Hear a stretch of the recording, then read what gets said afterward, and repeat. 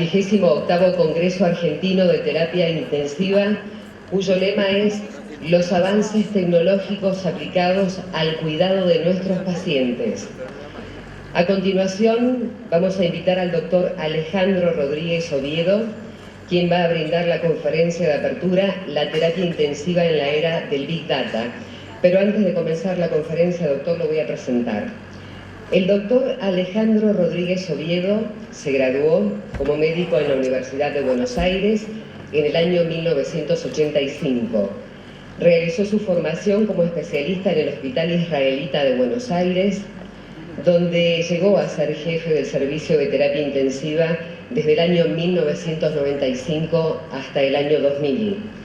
Posteriormente ocupó el cargo del director del Departamento de Cuidados Intensivos en el Hospital Escuela de la Universidad Abierta Interamericana, también en Buenos Aires, hasta el año 2003. Fue tesorero vocal de la Junta Directiva de SATI con los doctores Bastianelli y Dopico. Junto con el doctor Jorge San Juan, inició la actividad del Comité de Infectología Crítica. A partir del año 2003, trasladó su residencia a España e inició su actividad en el Servicio de Medicina Intensiva del Hospital Universitario de Tarragona, Juan 23, tutor de residentes y profesor asociado de Medicina de la Universidad de Rovira y Virgili. Además, ex coordinador del Grupo de Trabajo en Enfermedades Infecciosas de la CENICIUC y actual coordinador nacional del Grupo Español de Trabajo sobre Gripe A grave. Ahora sí, doctor Rodríguez Oviedo, lo escuchamos.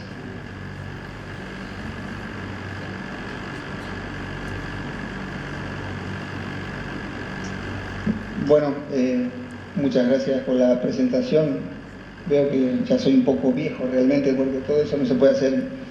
Y primero quiero agradecer a toda la Junta, a toda la organización, porque para mí es muy importante que me hayan designado a la conferencia. Es como, para los que nos tuvimos que ir, es como perder un poquito menos. Entonces, muchas gracias de corazón.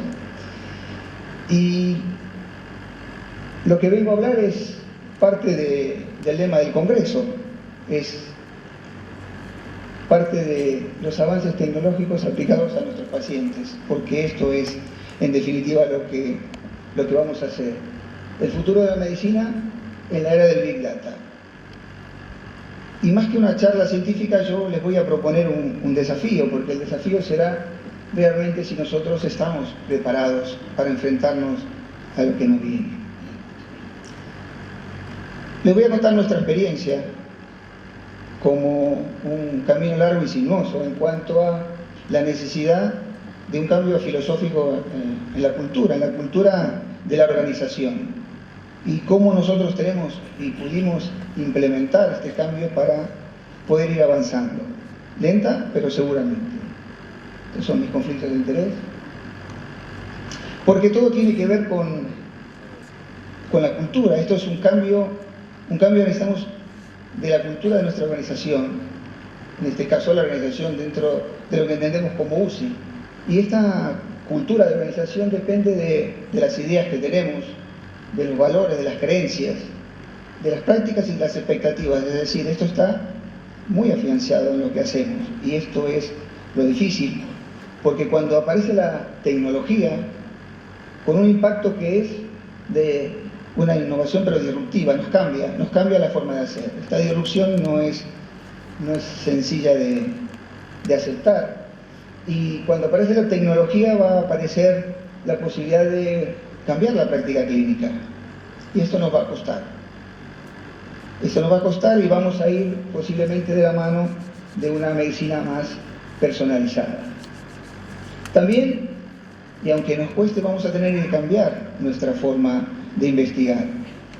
Y es posible que tengamos que ir a una investigación libre, de bases múltiples, disponibles para todos, que podamos nosotros ver que lo que me está diciendo este autor, yo pueda replicarlo en esa base de datos y saber que está así, que es verdad. Y esto probablemente sea el futuro también de la investigación. Pero claro, si nosotros hablamos de una transformación tecnológica, La tecnología no alcanza para esto. Necesitamos claramente un cambio cultural. Y este es un poco el proceso difícil que tenemos que hacer y que tenemos que afrontar.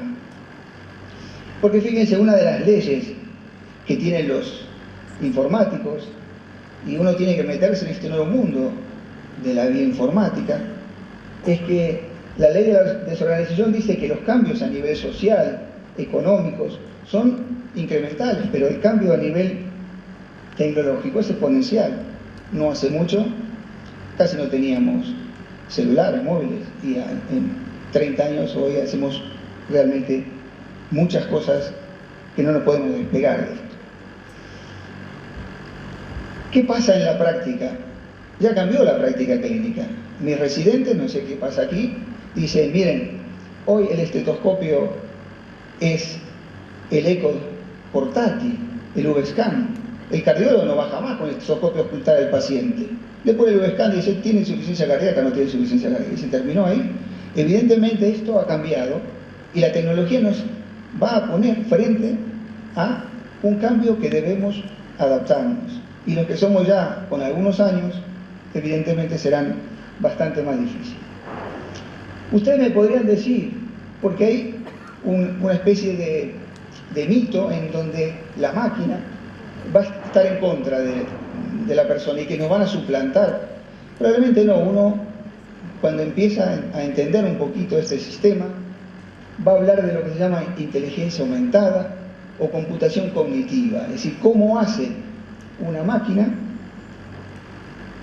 actuando sobre el individuo para que este individuo tenga capacidades y habilidades más elevadas. ¿Qué dispositivo tenemos nosotros capaz de aumentar las capacidades como individuos? Pues sí, lo que están pensando es el móvil. Con esto nosotros podemos tener una mayor capacidad, sabemos usarlo, nuestras habilidades mejoran, podemos interpretarlo, tenemos información instantánea. Esto hace que nosotros tengamos más habilidades y de ninguna forma esto va contra el ser humano. Pero cuando hablamos de un cambio cultural, tenemos que ver qué elementos figuran en este cambio para incidir en esto. Y entonces, lo primero es saber la situación actual. Si no tenemos la situación actual, no podemos partir. La situación actual de medicina intensiva, supongo que tanto en España como aquí, es que el intensivista tiene UCIs donde escribe en papel, todavía. Y otras UCIs donde tienen historias electrónicas. Pero fíjense, esto es mi hospital.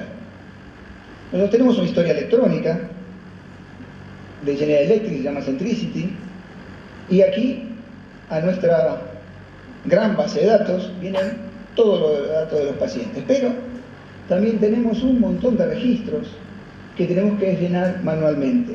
Registros de infecciones, registros de trauma, registros de CMVD, registros de donación, registros particulares cada uno. Es decir, invertimos una gran cantidad de tiempo en cosas que no son asistenciales, que no mejoran a nuestros pacientes, sino que estamos haciendo un trabajo burocrático. Y esto evidentemente consume tiempo y no es rentable. Aparece la tecnología y nos enfrenta a un cambio. Nos enfrenta a un cambio y nos dice, miren, 2,5 quintillones de datos se generan por día de los pacientes. Y esto va a dar lugar a que esta información tecnológica cambie la práctica clínica. Tanto es así que hoy hablamos de una informática en salud, que es la ciencia que nos dice cómo colectar estos datos, cómo analizarlos y cómo analizar esta información para que nuestra calidad de asistencia sea mejor. Y entonces tenemos que empezar a entender algunas nuevas definiciones. ¿Qué es la Big Data? Todo el mundo habla de Big Data, pero sabemos bien qué es la Big Data. Miren, la Big Data no es nada más que una gran cantidad de datos generados en alto volumen. Miles de datos ingresan cada día en esta base de datos, con gran variedad de múltiples dispositivos, respiradores, bombas de infusión, monitores, y que se almacenan a una gran velocidad porque directamente están en esa base de datos. Nada tiene que pasar nadie los datos a ninguna base de datos. ¿Qué es el Data Science? Es justamente la ciencia de datos que aplica herramientas matemáticas, estadísticas e informáticas con la finalidad de poder explotar estos datos para obtener información que mejore la calidad de nuestra asistencia y repercuta en nuestros pacientes. ¿Qué es el Machine Learning? Ahora todo parece que es Machine Learning. Pues mira, el Machine Learning no es nada más que el campo que estudia cómo las computadoras, cómo los ordenadores aprenden y los algoritmos que necesitan para este aprendizaje. Y finalmente, creo que lo más importante es que aparece el que tiene el dominio de la experiencia. Es decir, los intensivistas, los médicos, aquellos que podemos contextualizar la pregunta a la vida real. Porque el informático no va a saber nada, él sabrá mucho de informática, pero no tiene el background necesario, y este es el punto en que nosotros no podemos ceder. Este es nuestro rol en el futuro de la medicina intensiva y el Big Data. ¿Qué es el Big Data? El Big Data tiene dos características. Una es la cantidad de datos que tenga, el N, digamos, y otra es la profundidad, es decir, cuánto de detallado tengo. Uno puede tener Big Data, por ejemplo, si lo que hace es analizar una gran base de datos administrativa, base de datos de muerte de Estados Unidos, millones de pacientes, pocos ítems, datos demográficos, y esto es Big Data porque es muy difícil. Puede tener Big Data si analiza su historia clínica electrónica, porque aquí hay no tantos pacientes, pero una gran cantidad de datos, muchísimos datos. Y si uno tiene la combinación de estos, va a tener lo que se llaman las ómicas. Aquí hay muchos datos y mucha profundidad, y esto es muy difícil de analizar con los métodos tradicionales. Cuando aparece este conflicto de la tecnología que nos plantea, lo primero que siempre aparece es la resistencia, y esto es así, porque nosotros somos resistentes a los cambios, en principio. Y porque hay ciertas debilidades todavía, porque esto recién empieza. Hay pocos estudios publicados que se han podido implementar realmente. Muy pocos estudios de Big Data que hayan impactado en la asistencia a UCI por el momento. Hay poca aceptación de los médicos a compartir la responsabilidad de un tratamiento con un algoritmo matemático que no entendemos. Y esto es verdad. Desconfianza de la caja negra. Este algoritmo es denominado por los médicos como una caja negra, que no sabemos de dónde viene y no confiamos. Y evidentemente el costo tecnológico es alto, incluir una historia clínica electrónica es costosa, y por ahora los beneficios no son tan claros, son bastante ambiguos.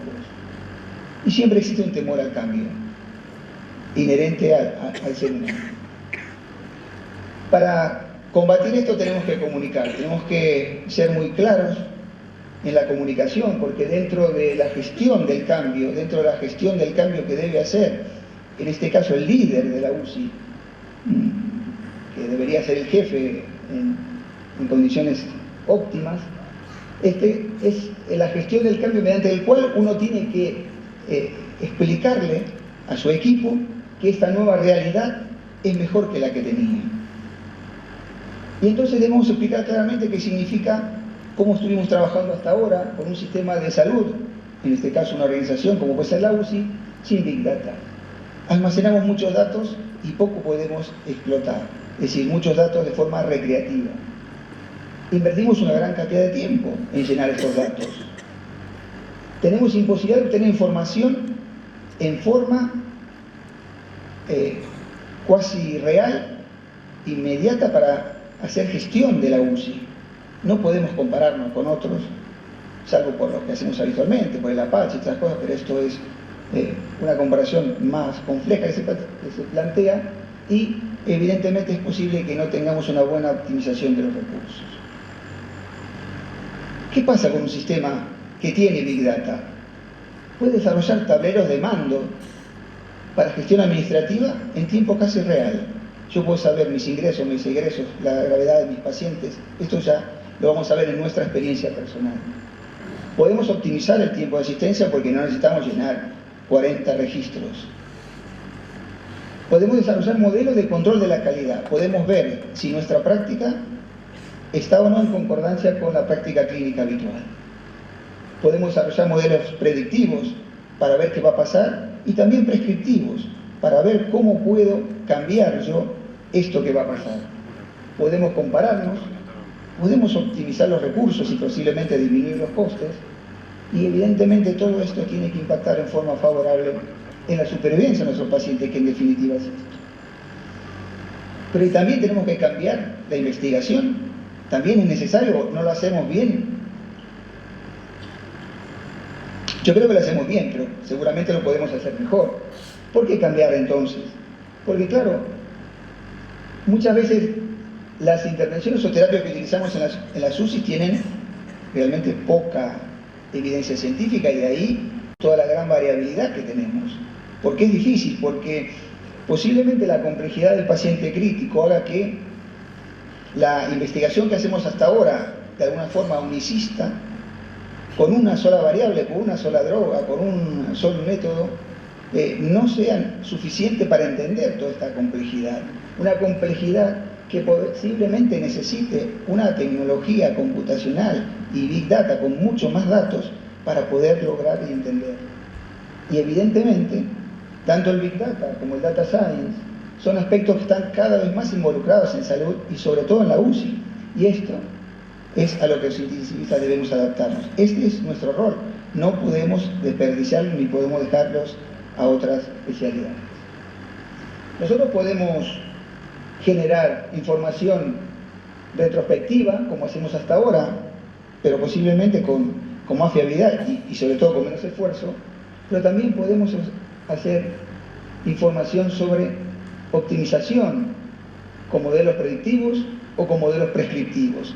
Podemos mejorar posiblemente nuestra forma de hacer las cosas. Empezamos, y empezó fundamentalmente mi jefa, con una declaración de intenciones publicada en Medicina Intensiva, diciendo que evidentemente el sistema de información le va a dar valor, y esto es lo que ahora se usa, la palabra dar valor. Algo más nos tiene que dar el sistema de información. Y fíjense que recientemente publicamos nuestra experiencia y nuestra validación del desarrollo que hicimos junto con un grupo de bioinformáticos de una herramienta tecnológica para gestión de la UCI. Esta es nuestra UCI. Toda la información recibida de todo lo que tiene nuestro paciente entra a una gran base de datos. Recibimos también del hospital, recibimos también del laboratorio, de todo el resto del hospital, de los otros servicios. Y aquí tenemos una gran historia clínica que nos sirve para dar unas gráficas muy bonitas que vemos ahí, pero que no generan ningún resultado. Esta es nuestra gráfica. No quiero que vean, sino que vean todos los datos que hay. Aquí vemos los datos horaria, pero cada uno de estos datos, como la tensión arterial, está tomada cada 3 segundos. Es decir, cada 3 segundos la base de datos está incorporando un valor de tensión arterial. Esto en el día, si esto decimos que es también para la bomba de infusión, para la frecuencia respiratoria, etc. Son miles de datos que ingresan en el día, y esto evidentemente no lo podemos manejar de una forma estándar. Entonces, lo que hacemos es atacar a través de la bioinformática la base de datos y desarrollamos con 80 variables de las 3000 que tienen, por ahora son 80, pero pueden ser más porque uno tiene que empezar despacio. Desarrollamos lo que llamamos IQDAMA, que es Intensive Care Unit Data Management, un sistema que nos permite la gestión clínica y nos permite saber a tiempo real las características de los pacientes, el sexo, podemos pedirlo por año, toda esta gestión es súper rápida, podemos ver los diagnósticos principales, podemos ver los procedimientos, podemos ver las tasas de infecciones, etcétera, etcétera, etcétera. Todo esto sale en forma automática sin tener que nosotros pasar ningún dato a ningún registro. Todo es de lo que toma la historia electrónica. Y cuando vimos esto dijimos, ya está, tenemos solucionado el tema. pero no es así. Y vamos a ver cuáles son las limitaciones, porque hasta ahora parece que está solucionado y no es así, porque no es lo mismo Big Data que buenos datos. Y nosotros tuvimos que hacer una auditoría de nuestros datos para ver si estamos haciendo las cosas bien y encontramos errores de datos que pueden entonces falsear la información final. Y es necesario entonces entender que uno tiene que hacer auditorías de estos datos, a diferencia de lo que pasa, como veremos después, en Google y demás. Los datos en medicina tienen que estar muy auditados, porque los errores que encontramos son evitables y porque es necesario que los médicos que asisten a los pacientes entiendan lo que es el cambio cultural de la necesidad de la calidad del dato que estamos utilizando y volcando a la historia clínica. Nosotros ya habíamos publicado que las rondas de seguridad que evaluaban diferentes aspectos habían mejorado la seguridad de los pacientes, y ahora a estas rondas de seguridad, que llamamos ASTRE, le agregamos una verificación que trata de mantener o de disminuir los errores en cuanto a los datos. Porque miren, esto es algo de los informáticos. Si usted mete en una caja negra, en un algoritmo, malos datos, basura, va a sacar basura. Con lo cual, hay que tener muy presente que los datos en salud deben ser muy controlados. Porque, tal como dice en un editorial muy interesante en JAMA, dice, el Machine Learning no es una caja mágica que transforma los datos en oro. Aunque muchos quieren hacer creernos esto. Si usted pone malos datos, el Machine Learning no le va a generar un buen resultado. Y esto es muy importante de tenerlo presente, porque no alcanza con saber informática, sino que tenemos que tener claramente que debe cambiar la cultura del valor del dato seguro. Y debemos aprender, porque sabemos poco o nada de esto, y es por eso que no confiamos en esto. Y aprendemos, y nos toca aprender aún de viejos. Yo estoy haciendo un máster de bioinformática que es bastante difícil, porque debemos aprender las diferencias que hay. Las diferencias que hay entre una base de datos normal, todos conocemos el Excel, en donde los datos están en una estructura de tabla, en columnas y filas, pero el Big Data no tiene nada que ver con esto. El Big Data no tiene estructura, es una nube de datos. Los datos no se transforman de ninguna manera, están crudos. Tanto es así que se plantea, el dicho en informática es que utiliza el principio del sushi. Quiere decir, mientras más crudos estén los datos, más frescos y listos para utilizar, mejor. Esos son los datos que más rendimiento se pueden sacar. ¿Y qué es un algoritmo? Todos sabemos. Los médicos, sobre todo, sabemos. Hacemos algoritmos desde que empezamos a estudiar medicina. Un algoritmo no es más que una serie de diferentes opciones. Me tomo una cerveza, tengo que preguntar si tengo dinero, y si tengo dinero, si tengo prisa. Es decir, empiezan a haber un montón de variables que hacen ver si yo puedo o no puedo llegar a un resultado. Si no tengo dinero y me invitan, bueno, a lo mejor me quedo, y si tengo a alguien que me interesa también me quedo, aunque no tome la cerveza, ¿verdad? Pero cuando pasa esto, también hay algunas variables que nosotros las llamamos confundidoras, que no entran en este algoritmo, no las pusimos, y que pueden modificar el resultado final. Y si esto lo pasamos a un lenguaje informático como es el R, esto es lo mismo, pero en un lenguaje de computación. Es decir, no estamos inventando nada con estas famosas cajas negras, sino que estamos complejizando y facilitando la aplicación de múltiples algoritmos habituales de nuestro pensamiento. ¿Sí? ¿Qué tipo de algoritmo hay? Están los supervisados, en donde lo que vemos es que cuando metemos a los pacientes las características clínicas, el algoritmo saca una característica que se va a relacionar con alguna de las evoluciones que yo quiero. Y cuando meta a otro paciente verá cuál se parece a este y me dirá cómo va. Los no supervisados son un poco más complejos y lo que hacen es transformar un grupo heterogéneo en clústeres de acuerdo a cómo se parecen. Y todavía complejizando más, tenemos los híbridos, como las redes neurales, en donde usan ambas tecnologías. Fíjense, todos conocen ustedes el riesgo de Framingham, ¿verdad?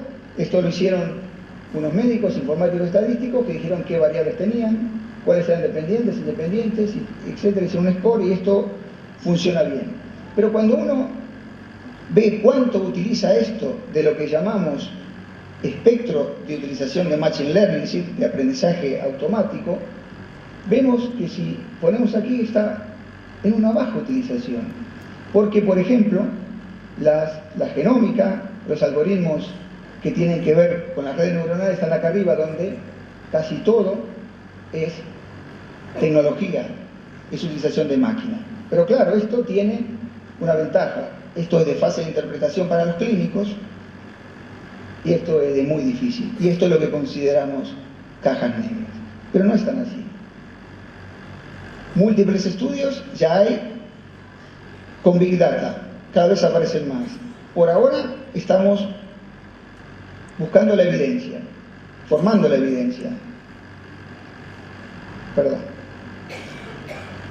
Pero fíjense que cuidado, porque los algoritmos se pueden equivocar. Google en 2013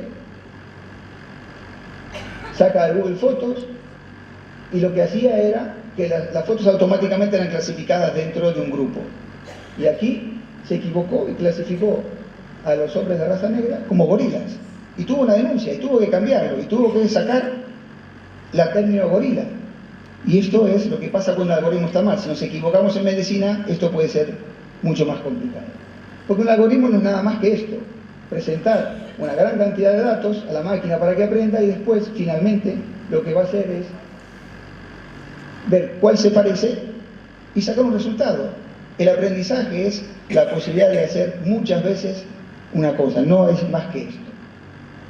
Si ustedes ahora ponen hombre negro en Google, va a pasar esto. Fíjense, otro algoritmo que no funciona bien, porque aquí hay cosas negras, hay hombres de raza negra, pero hay chaquetas negras, zapatillas negras. Es decir, aquí lo negro está pesando más en el algoritmo que lo de hombre. Y esto también, pero para esto no tiene ninguna significación errar un algoritmo así. Pero cuidado, porque el algoritmo no siempre es adecuado. Tanto le pasó así que Google quiso predecir cuánto de gripe iba a aparecer en el 2013, de acuerdo a cómo la gente hacía la búsqueda de gripe en Internet, y se equivocó por el doble. Y no solamente se equivocó en el 2013, sino que se viene equivocando en muchas semanas. Tanto es así que se llama la arrogancia del Big Data. Puse a Trump porque me parece que es una buena expresión de arrogancia, pero sobre todo porque parece que algo del Big Data tuvo que ver en que ganara. Y entonces esta arrogancia hace que parezca que el Big Data reemplaza a todo lo demás y que todo lo demás no existe. Y no es así, sino que se complementa a todo lo que hacemos. Porque cuando Google hace las cosas bien, y aquí lo que hace es utilizar una historia clínica electrónica, y cuando hace las cosas bien y utiliza un modelo de Machine Learning y ve cómo puede pronosticar la mortalidad, las readmisiones, la estancia y los diagnósticos, y lo compara con el NIUS o con el Hospital Score, que es un score de reingresos, utiliza 46 millones de tokens. Estos tokens son los grupos de datos que utiliza por pacientes, es decir, millones de datos. Cuando hace esto, lo que ve es que es mejor a las 24 horas, mejor que el NIUS, mejor que el hospital, mejor que la readmisión. Es decir, logra mejorar lo que ya hacemos bastante bien. Y entonces necesitamos motivadores. Siempre necesitamos para el cambio motivadores, y los motivadores debemos ser nosotros los que planteamos, y aquí nos ven trabajando en Datathon, algo que aprendimos ahora, que es cómo trabajar con los datos, con gente que tiene 30 años, que nos da realmente una nueva energía. Y trabajando en el Datathon de Madrid, hemos podido publicar recientemente la necesidad de sumarse a esta cruzada para que tengamos la posibilidad de hacer una recerca colaborativa. Esto nos permitió a nosotros, por ejemplo, poder calcular cuánto le falta a un paciente para irse de alta. Nosotros podemos hoy ingresar a un paciente y decir cuándo se va a ir de alta con un error de 1.1 día. Evidentemente esto tiene una trampa porque utilizamos pacientes que solo están entre 1 y 14 días, porque es muy difícil hacer un algoritmo que tenga pacientes de 60 a 70 días, pero entre los primeros 14 días podemos nosotros aceptablemente gestionar las camas sabiendo que qué paciente o no se podrá ir en los próximos 24 horas. Y tanto es así que nos animamos a hacer ahora nosotros mismos en Tarragona este fin de año, en noviembre, una datatón con gente del Instituto de Massachusetts con la cual estamos trabajando. Terminamos entonces. ¿Estamos preparados realmente? Miren, el Big Data y el Machine Learning son una realidad que han venido para quedarse y nos plantean un desafío.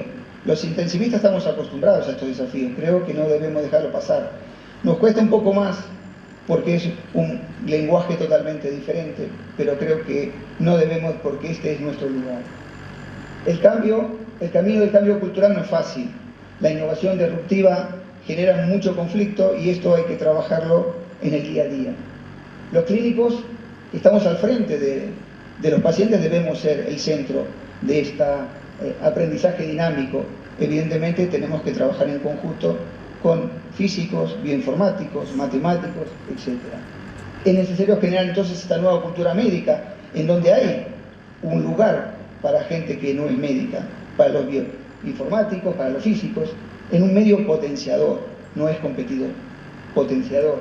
Y evidentemente el Machine Learning y la Big Data lo que intenta es que el uso de datos individuales beneficie a la población en general y el uso de datos de la población beneficia a nuestro paciente en particular, que finalmente es para lo que nosotros hacemos medicina. Y nunca se olviden de que el Big Data y el análisis de datos está considerado el trabajo más sexy del siglo XXI. Muchas gracias.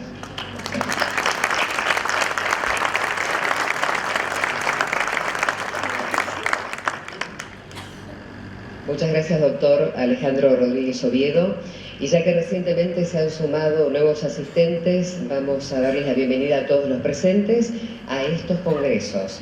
28º Congreso Argentino de Terapia Intensiva, 19º Congreso Argentino de Terapia Intensiva Pediátrica, 20º Congreso Argentino de Kinesiología en Terapia Intensiva, 4º Congreso de la Federación Latinoamericana de Enfermeros en Cuidados Intensivos, 21º Congreso Argentino de Enfermería Intensiva, 14ª Jornadas Nacionales de Bioquímicos en Terapia Intensiva, 11ª Jornada del Comité de Neonatología Crítica, 5ª Jornada de Farmacéuticos en Terapia Intensiva, 5ª Jornada de Licenciados en Nutrición en Terapia Intensiva, 5ª Jornada de Veterinaria en Terapia Intensiva, cuyo lema es los avances tecnológicos aplicados al cuidado de nuestros pacientes. Vamos a presentar a quienes integran el estrado y agradecemos su presencia. El doctor Leonardo Caruana, que es secretario de Salud Pública de la Municipalidad de Rosario, que nos han avisado que por cuestiones de agenda va a llegar un poco más tarde. El doctor José Luis Golubicki, presidente de la Sociedad Argentina de Terapia Intensiva. Doctor Rolando Gimbernat, presidente de este congreso. Doctor Juan Carlos Pendino, presidente del Comité Científico del Congreso. Doctor Tomás Díez, presidente del Comité Ejecutivo del Congreso. Doctora Rosa Reina, coordinadora nacional del Comité Científico del Congreso. Doctora Claudia Quesques, tesorera del Comité Ejecutivo del Congreso. Y por último, el doctor Juan Pablo Rossini, secretario de la Comisión Directiva de SATI. Y cabe destacar que este congreso está auspiciado por el Ministerio de Salud, Gobierno de la Provincia de Santa Fe, el Gobierno de la Provincia de Santa Fe, Interés Provincial, la Secretaría de Salud Pública de la Municipalidad de Rosario, la Asociación de Clínicas, Sanatorios y Hospitales Privados de Rosario y Zonas, la Confederación Médica de la República Argentina y el Colegio de Médicos de la Provincia de Santa Fe, Segunda Circunscripción. Y para dar inicio al acto inaugural de este 28º Congreso Argentino de Terapia Intensiva, vamos a convocar al señor Presidente del Congreso, el doctor Rolando Gimbernat, quien va a dirigir a todos ustedes unas palabras.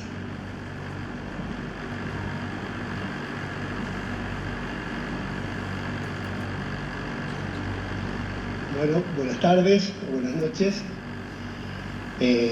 Ante todo, por supuesto, darle la bienvenida a todos los que han venido a este congreso y particularmente los que están en esta ceremonia inaugural, que realmente lo veo como un número muy importante. Esto para mí es un honor tremendo, como lo fue en su momento presidir la Sociedad Argentina de Terapia Intensiva. Hoy termina, digamos, un ciclo de mi vida honrándome con la presidencia de este congreso. Pero no es la presidencia que teníamos antes. A mí me tocó ser presidente científico en algún otro congreso y encarábamos un trabajo enorme, un trabajo de gestión que ponía a prueba nuestra capacidad de gestión y era uno de los elementos que nos candidateaba a la presidencia de la SATI. Hoy la cosa está cambiando, la SATI está cambiando mucho.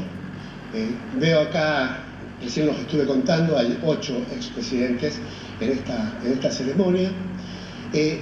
Y visto desde esta perspectiva, uno ve como cada uno ha ido poniendo un ladrillo para construir esta institución que realmente se ha desarrollado de una manera fantástica.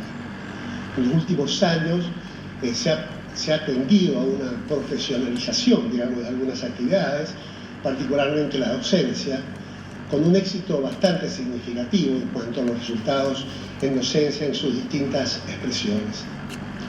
También se ha profesionalizado toda la gestión administrativa de la SATI. Digamos, hemos pasado más a ser una institución profesional que un grupo de amigos como empezó todo esto. Y en esta última etapa, y por eso realmente expresaba que ser presidente hoy por hoy no es lo mismo que antes, se está profesionalizando o vamos a profesionalizar la organización de eventos de esta magnitud. De hecho, el trabajo que yo tuve como presidente del Congreso, por supuesto acompañado por Tomás y por Juan Carlos, estuvo muy aliviado y muy facilitado por la gestión de la SATI central, es decir, de la comisión directiva, y agradezco en este punto a las personas que nos ayudaron desde lo científico, Rosa Reina, y desde lo económico-administrativo, Claudia Quesques, y también al presidente, que trabajó mucho en las cuestiones económicas, en el apoyo de la industria. Es decir, organizar un congreso para mí fue un acto relativamente sencillo comparativamente a como lo veía yo en otros años. Por eso, en este punto, agradezco especialmente a la comisión directiva todo el apoyo que nos dio, a estas 3 personas que estuvimos a cargo de este congreso y que ha dado resultados excelentes. Además, creo que es destacable que hemos gestionado un congreso en medio de una crisis que creo que los argentinos no recordamos, aunque estamos acostumbrados a vivir en muchas crisis, pero casi se aproxima a una de las mayores crisis que nuestras generaciones hemos vivido. También quiero mencionar acá a todo ese grupo que no figura mayormente, que es todo el grupo de encargados de capítulos y comités, que son una gran cantidad de gente, que trabajan como el motor, digamos, científico de estos congresos y producen la organización de las distintas actividades, las distintas temáticas, y los capítulos, como vieron, cada uno organiza su evento, que para mí sería imposible, por suerte lo leyó recién la señora. Cada capítulo organiza su actividad dentro de este congreso y por eso hoy por hoy estamos hablando de congresos de arriba de 2.500 personas, con fácilmente más de 250 sesiones científicas. Se han presentado más de 350 trabajos, así que estoy profundamente agradecido a que me haya honrado esta institución con la presidencia de este congreso, con todo este grupo de gente que de alguna manera ha trabajado por mí y me ha permitido estar en este momento, quizás uno de los momentos de mi vida, Y también, por supuesto, a las empresas que nos han ayudado en la organización, la empresa Najuan, la empresa Transatlántica y todas las industrias que han aportado, que inicialmente parecían pocas, pero después se fueron sumando gracias al trabajo que les explicaba, y hemos logrado, creo que vamos a lograr un congreso con un balance económico positivo aún en medio de esta crisis. Así que muchísimas gracias por estar acá, y en mi caso suena como una despedida por todos los años que llevo en la SATI y como una conclusión de mi trabajo en la SATI. Muchísimas gracias.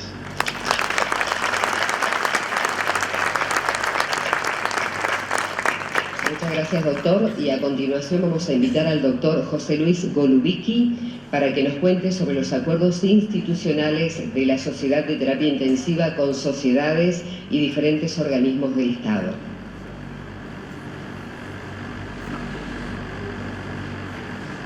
Bueno, buenas noches, gracias a todos. Realmente estoy emocionado de ver caras de muchos amigos en este acto inaugural. Voy a dividir esta presentación en dos. Una primera parte que considero como un arsenal estratégico fundamental para nuestra sociedad, que es una política estratégica de SATI. En este sentido, quiero agradecer a alguien que lo considero ya mi amigo, tan amigo que hoy, ante situaciones muy difíciles que está atravesando nuestro país, en todo el tema que es educación, salud, hoy organizando una marcha federal, se encuentra acá presente en representación de la Universidad de Buenos Aires, el doctor Carlos Rojo, al cual le pido que se acerque al estrado para hacerle entrega de un reconocimiento, pues sin su ayuda desinteresada e intervención decisiva hubiera sido una utopía volver a tener un convenio con la Universidad de Buenos Aires, como ha firmado la Sociedad Argentina de Terapia Intensiva el 4 de diciembre del año 2017. Así que, por favor, Carlos, acércate, y mi agradecimiento de un amigo.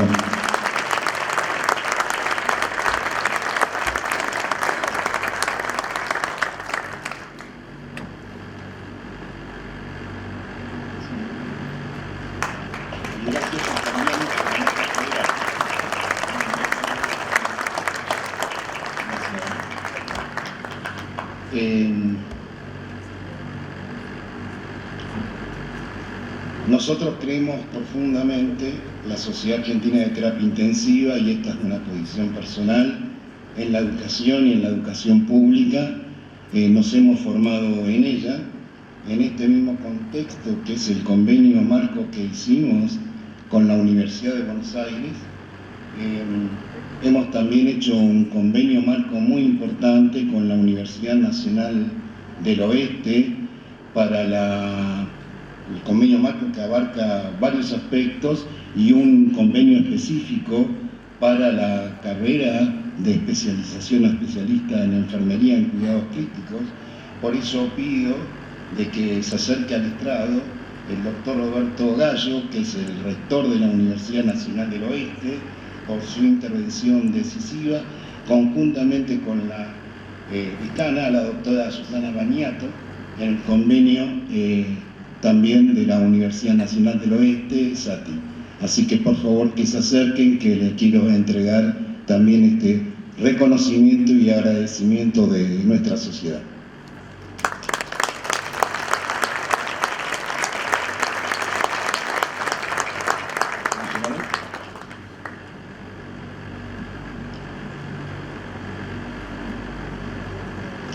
Está la doctora Baniato.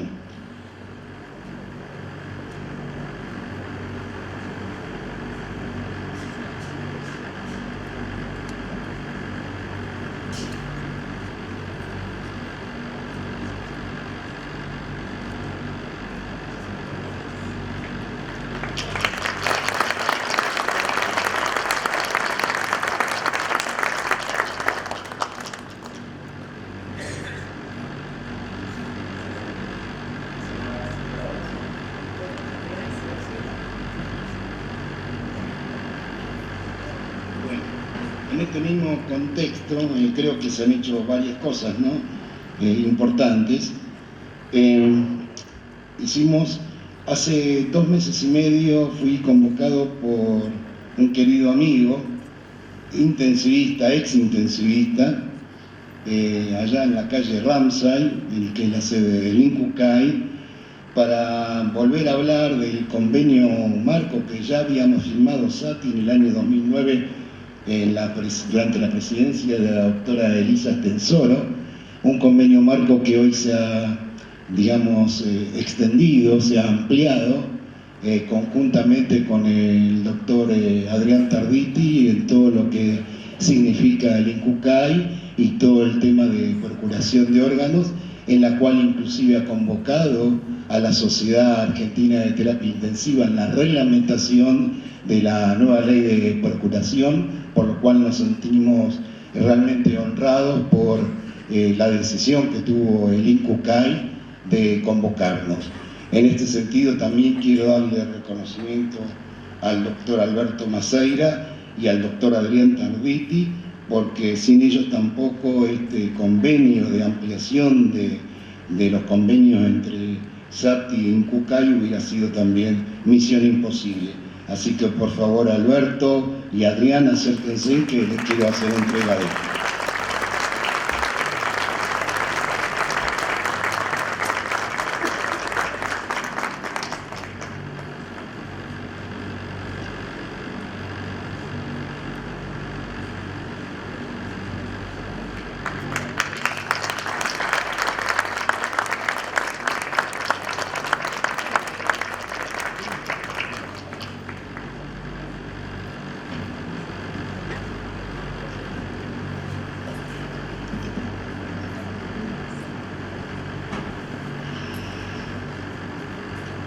Quiero también convocar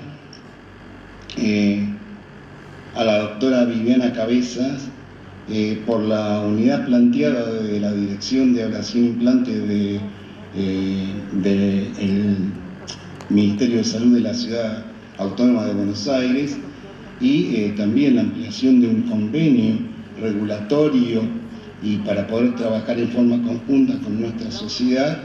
Y también sin la intervención de Viviana, también esto hubiera sido también una cosa muy difícil de lograr. Así que Viviana, por favor acércate, no te veo.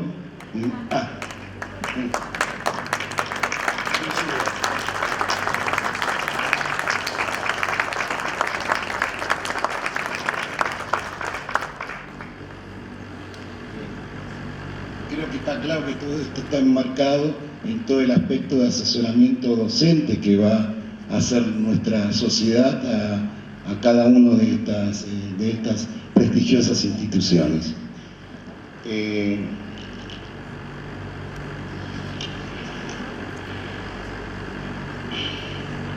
Hace unos meses fui hablando uno por uno en la conformación de la posibilidad de tener un polo que lo llamamos en su momento la posibilidad de el foro académico permanente del Cono Sur, y en esto nos pudimos comunicar primero telefónicamente, después vía correo con el doctor Ciro Méndez, que es el presidente de la Asociación de Medicina Intensiva Brasilera, con el doctor Carlos Romero, presidente y amigo de la Sociedad Chilena de Medicina Intensiva, con el doctor Luis Núñez, vicepresidente de la Sociedad Uruguaya de Medicina Intensiva, con el doctor Amílcar García, que es el presidente de la Sociedad Paraguaya de Terapia Intensiva, y de conformar un polo académico en la cual cada una de nuestras sociedades va a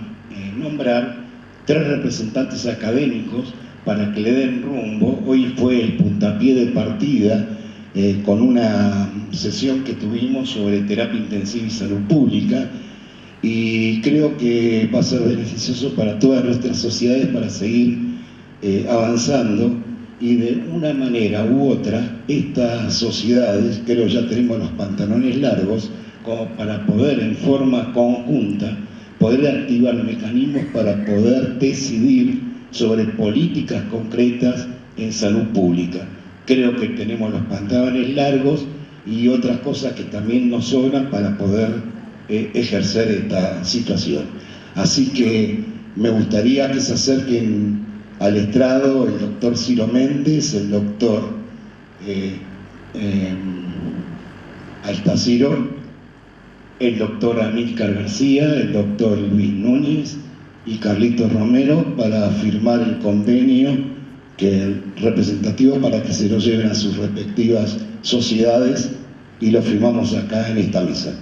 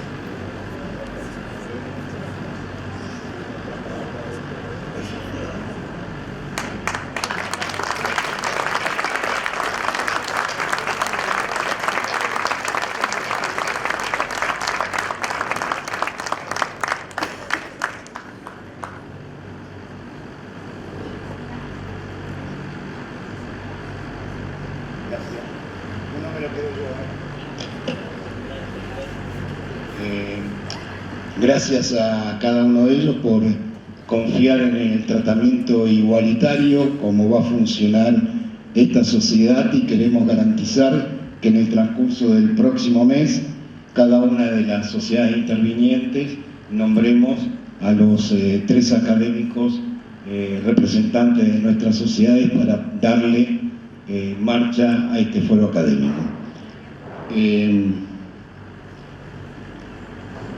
Me gustaría también llamar al estrado a la doctora Mónica Capalvo por su compromiso con la conformación del Comité de Ética en Investigación Bioética de la Sociedad Argentina de Terapia Intensiva.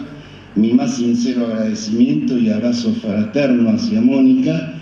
Quiero decirles que además este convenio del Comité de Ética está ya bajo la firma del Ministerio de Salud de la Ciudad Autónoma de Buenos Aires. Mónica.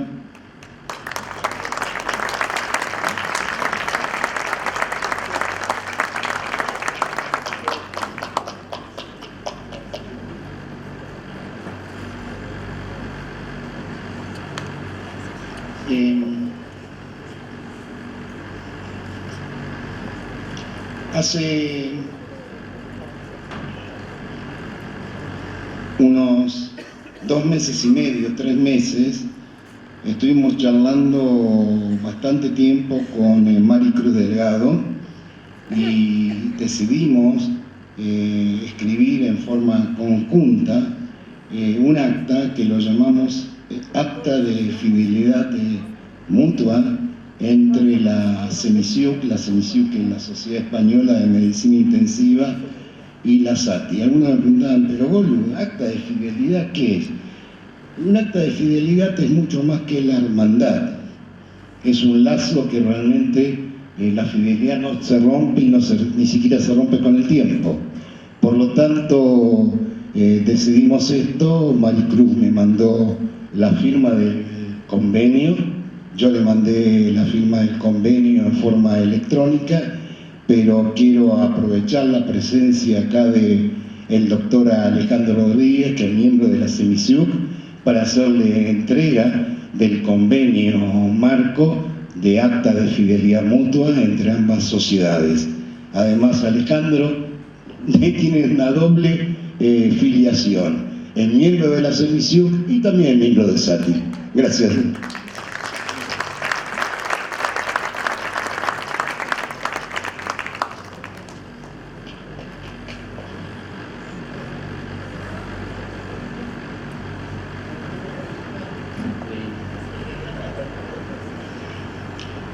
Y por último,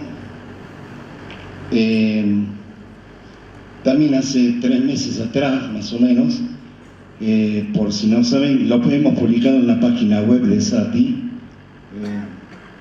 si lo pueden mostrar en la diapositiva.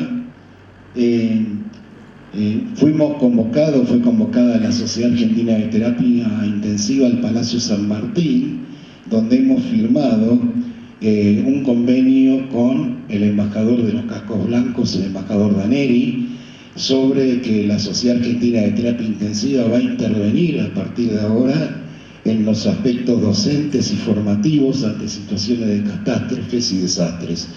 Creo que ahí está la foto que muestra el momento en el cual estábamos rubricando el convenio, así que lo quería también mostrar en este acto inaugural. Creo que es importante y hace extensivo lo que yo consideramos todos, a la Sociedad Argentina de Terapia Intensiva, que no está reducido en el marco de las 4 paredes de una unidad de terapia intensiva, sino cómo influir realmente en políticas de salud pública y ampliar justamente lo que llamamos actividades de intensivista extramuro, como señalaba hoy Luis Núñez.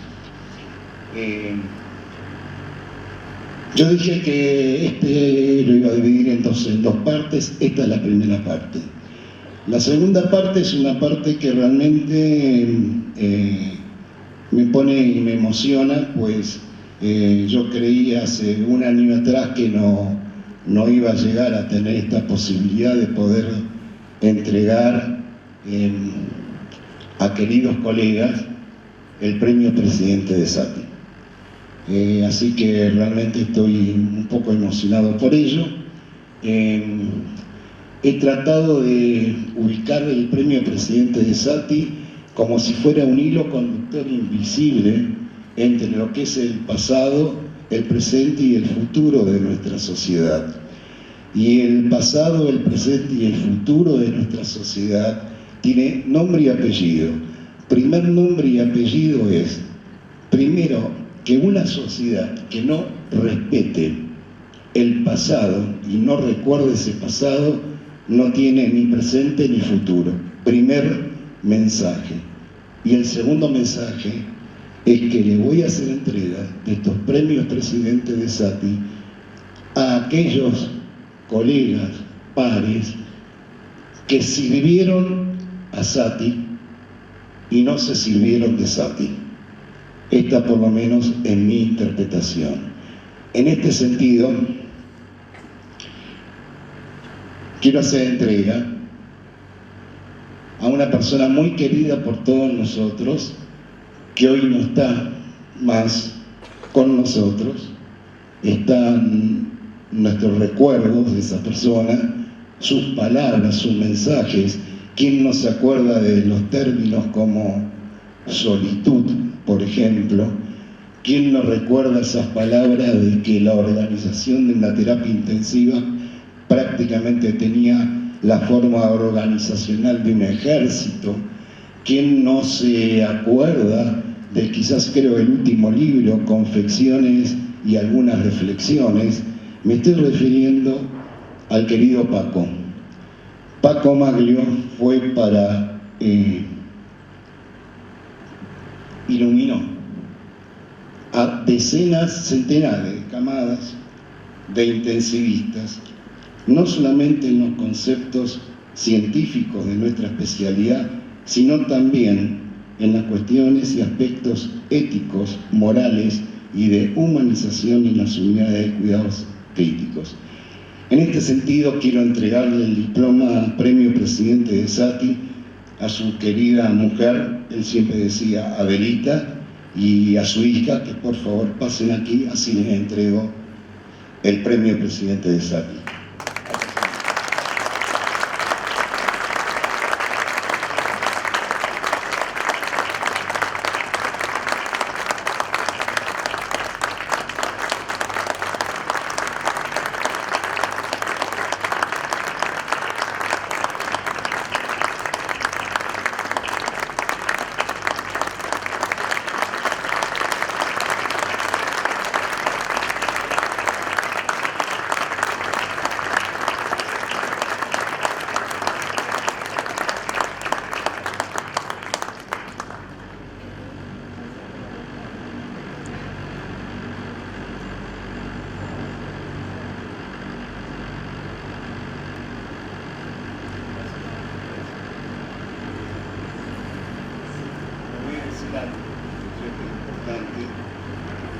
Paco siempre para mí fue el presidente que no fue.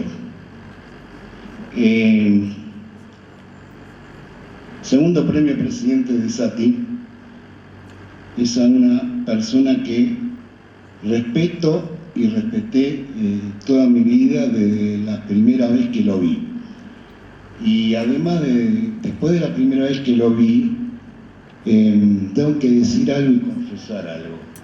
En el Congreso Argentino del año 1999, o sea, hace 19 años atrás, me meto en una carpa a escuchar a alguien que ya tenía sus canas, hablando de organización y gestión. ¿No? ¿Quién es este loco que está hablando de esto? Pues realmente me atrapó totalmente su charla. Y quiero que pase a que le entregue el premio presidente de SATI al doctor Juan Pacín, porque creo de que él ha sido uno de los que ha estructurado la base organizacional de nuestra Sociedad Argentina de Terapia Intensiva, y por haber sido el primero director del comité editorial de nuestro primer libro de terapia intensiva, ¿no, Juan? Allá en el año 91.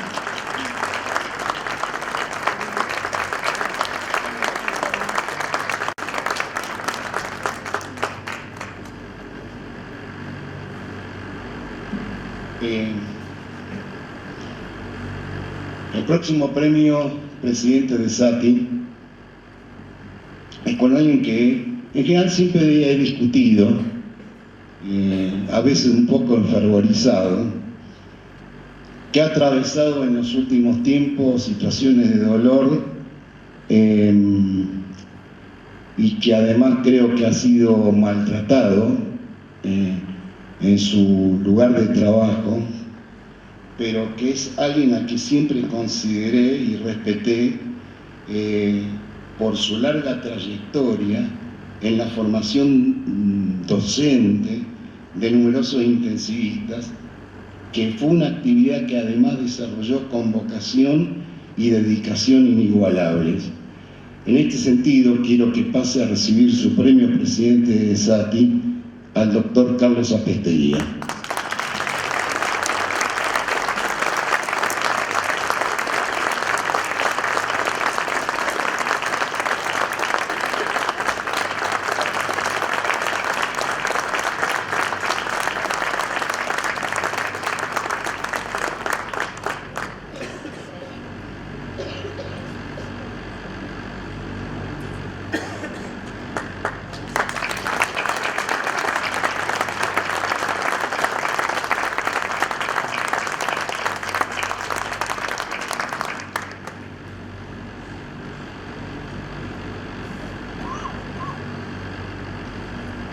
tengo muchos premios presidente.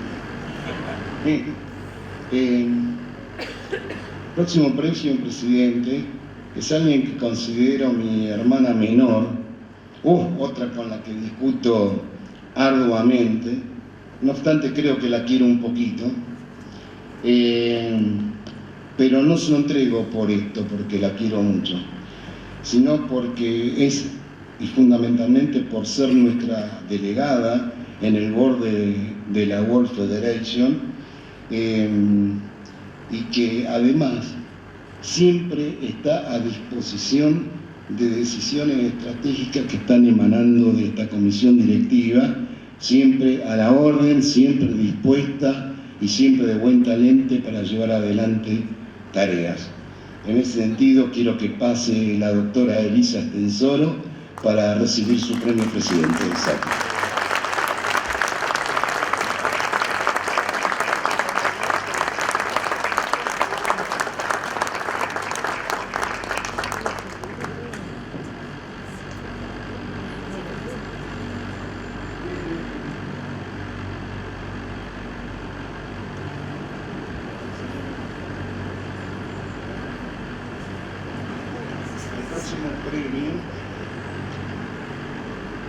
Es alguien que se equivocó y me salvó la vida.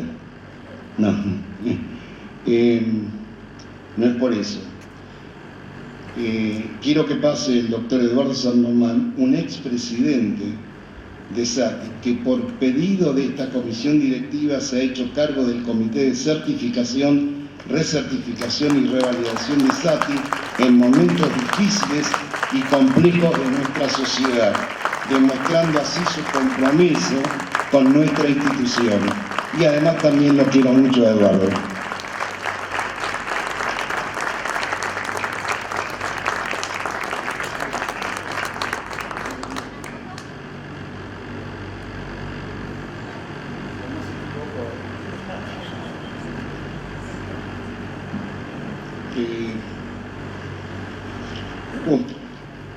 El próximo premio.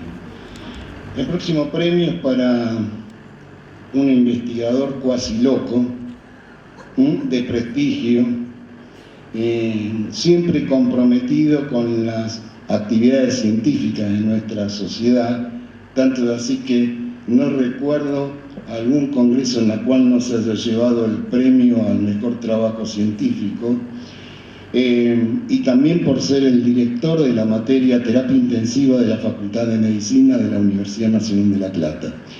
En este sentido quiero que Arnaldo Duin, también otro gran amigo, pase a recibir su premio presidente.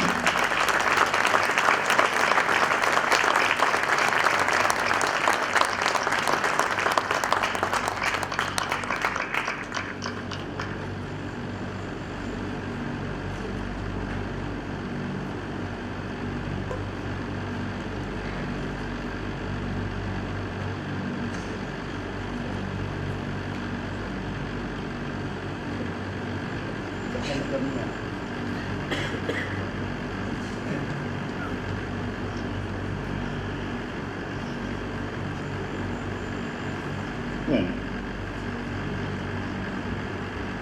a la que voy a llamar ahora es creo la más bonita, pues hay bastante hombres, la más bonita. A la que voy a llamar y entregarle el premio presidente es una colega que asumió la responsabilidad económica y financiera de nuestra sociedad.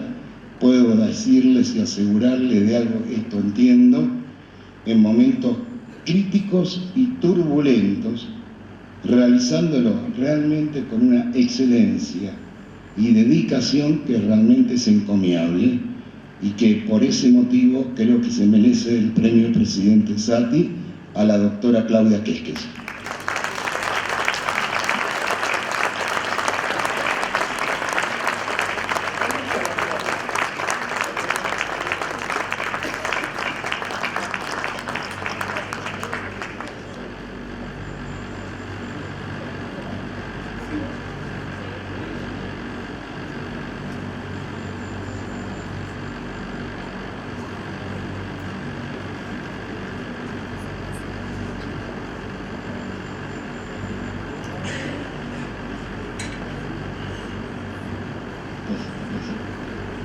El próximo presidente es alguien que lo conozco de hace bastantes años.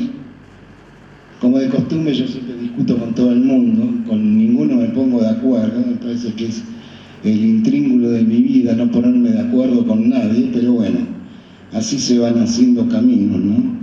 No obstante, nos ha unido en estas discusiones una amistad inigualable, pero no es tampoco por esto, sino porque sin la intervención de él y su rol decisivo, con políticas estratégicas emanadas de esta comisión directiva, fundamentalmente interinstitucionales de nuestra sociedad, mucho de lo que hemos planteado en la primera parte también hubiera sido una quimera, o por lo menos me hubiera resultado un poco más difícil. Por ese motivo se lo entrego, y su lealtad encomiable. Eso significa lealtad, no hay que confundir con seguidismo. Lealtad es una cosa, seguidismo es otra. Al doctor Juan Pablo Rosini.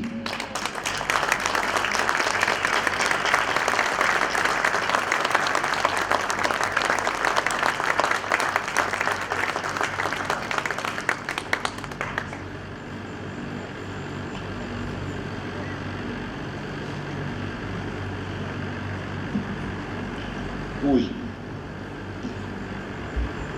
qué bien ahora. Hay alguien que en los últimos meses terminando la reunión de comisión directiva, le decía: ¿quién se atreve a hacer esto? ¿Quién se atreve a ir con este planteo a esta situación? Y siempre encabezaba, yo lo hago. Me estoy refiriendo, y lo cumplió además con destreza y eficiencia increíbles, eficiencia política concreta, ¿no? De cada una de las decisiones que tomó esta comisión directiva, y me estoy refiriendo a alguien que también lo conozco de hace muchos años. No piensa como yo, pero no me importa, y es el doctor Walter Videtta.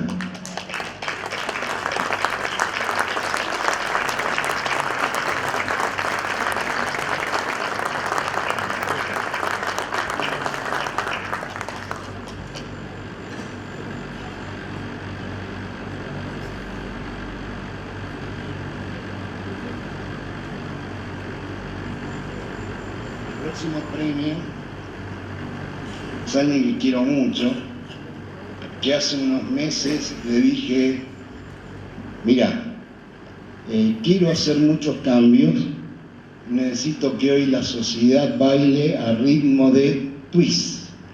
Ya no me alcanza con que se baile a ritmo de minué, hay que bailar a ritmo de twist. Creo que me equivoqué porque hizo de su tarea un doble twist, o un ritmo que no conozco porque fue vertiginoso, y que me estoy refiriendo a la doctora Adelina Badolati, que se hizo cargo del departamento de docencia con una dinámica, y que le imprimió la dinámica necesaria a los tiempos actuales de los cambios solicitados por la comisión directiva. Así que, Adelina,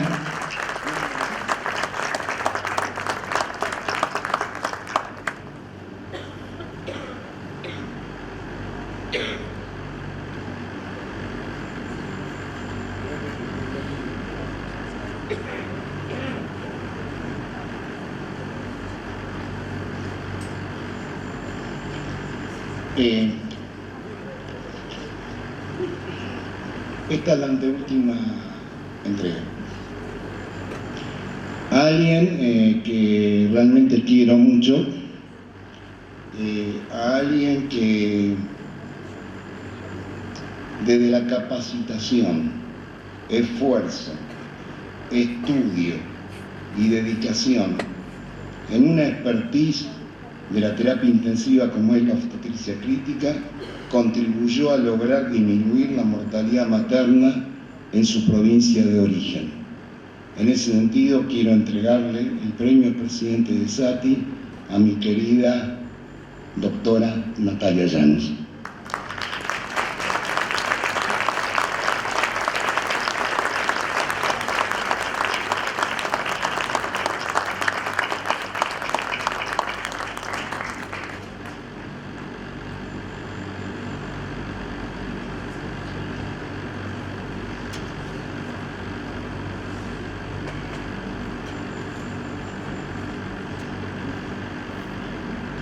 Una entrega de que cuando se pone esfuerzo se quiere, y si tiene una política concreta y se persevera en ella, más tarde o más temprano se logran objetivos realmente importantes. El último premio presidente es una persona muy querida por mí, que lo conozco también hace muchísimos años. No estoy presente aquí, pero creo que se merece también el premio presidente de SATI. Creo que ya lo recibió en algún momento, pero bueno, lo repetido a veces bueno. A un amigo que dedicó gran parte de su vida a la actividad docente y al comité de certificación, recertificación y revalidación de SATI, y su generosa enseñanza que aún permanece en nuestra sociedad. Por lo tanto, está acá el premio presidente para Eduardo Caparelli, y no sé a quién hacer subir para que en algún momento se le entregue. Jorgito Neira, subir.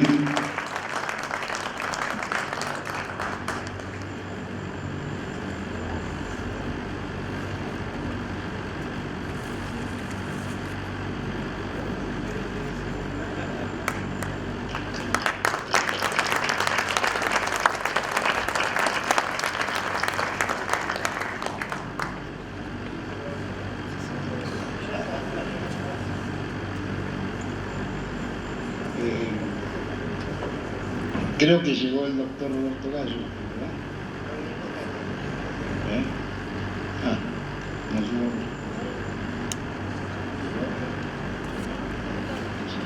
llegó.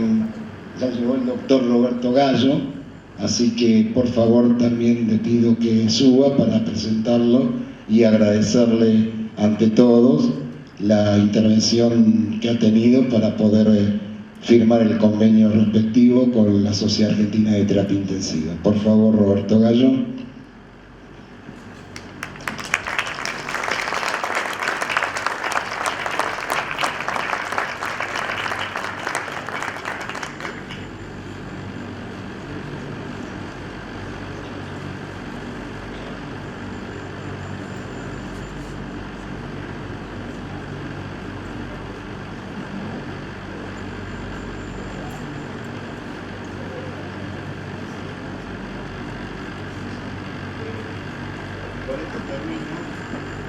El rector me acaba de anunciar de que la CONIAU acaba de resolver la acreditación de la carrera de enfermería en cuidados críticos, así que queridos enfermeros en cuidados críticos, ya tienen su título de especialista. Grande y abrazos. Gracias.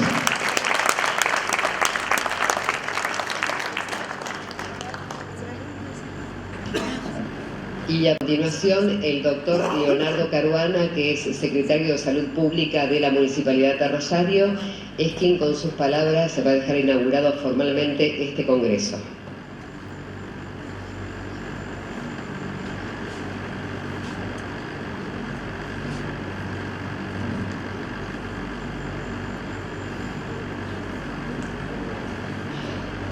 Bueno, buenas tardes a todas y todos. Disculpen que bueno que no pude estar en el ingreso de la mesa y del acto inaugural. La verdad que, como siempre, es un placer poder estar dando unas palabras y felicitando a la organización del evento, a la presidente de la Sociedad Argentina de Terapia Intensiva y particularmente a cada uno de los visitantes del país y docentes por fuera del país que vienen a este evento. Siempre ha sido, digamos, en este último tiempo Rosario elegida para grandes eventos, congresos internacionales, nacionales, de cardiología, de clínica, de terapia intensiva, y eso nos llena de orgullo, no solo por la elección de la ciudad y la posibilidad de poder mostrarla, de disfrutar en un evento en donde seguramente incorporan elementos técnicos y científicos, pero también uno se encuentra con sus compañeros de trabajo y puede discutir en otro lugar nuevas propuestas de tratamientos y nuevos derechos, y esto que tiene el lema que asocia el cuidado y la tecnología. La verdad que cuando hablamos de Rosario, lo hablamos con orgullo en relación a muchas cosas. Una de ellas es sus sistemas de salud. No solo su sistema de salud público, sino también el desarrollo del sistema de salud privado.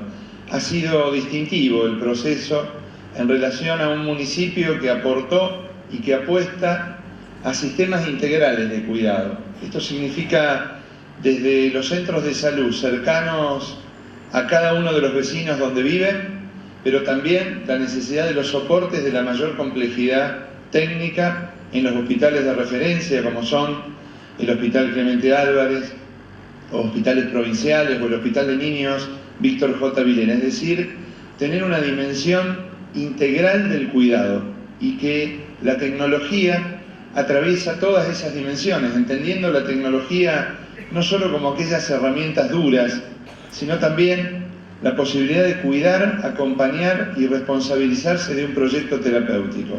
Por eso lo abordamos y lo decimos claramente también, ¿no? Entendemos la clínica con responsabilización y con vínculo, porque tanto en terapia intensiva como en un centro de salud se construyen vínculos con el paciente, a veces con el equipamiento y la tecnología y con el avance de la ciencia que nos da sus signos vitales y sus distintos indicadores, y otras veces pudiendo dialogar y encontrando en ese diálogo una propuesta terapéutica. Así que bueno, yo solamente desearles, en nombre de la Intendenta de la ciudad, que el Congreso sea lo más disfrutable para todos, a felicitar a los organizadores del evento, porque sabemos lo que significa una logística de estas características, y también que puedan disfrutar de la ciudad, que puedan disfrutar de una ciudad que decidió abrirles las puertas al río, que es casi lidera la posibilidad de tener espacios públicos para poder disfrutarlos, y eso también tiene que ver con la salud. Es una ciudad que tiene el tríptico de la infancia, que pueden, si alguno vino con la familia, poder hacer y que disfruten sus chicos de esos espacios que son públicos y son para todos.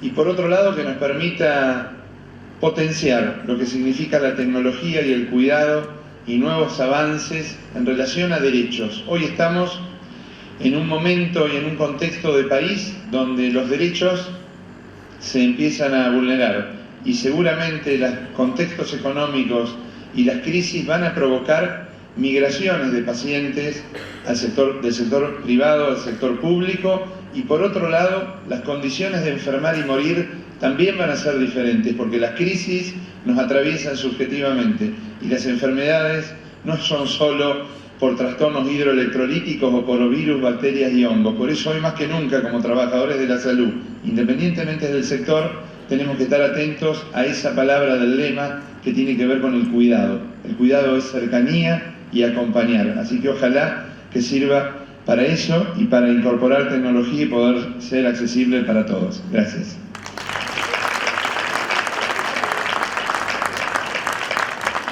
Bueno, y luego de las palabras del doctor Leonardo Caruana, queda oficialmente inaugurado este congreso. Deseamos que los disfruten, que la pasen bien. Gracias por su atención a todos y muy buenas noches.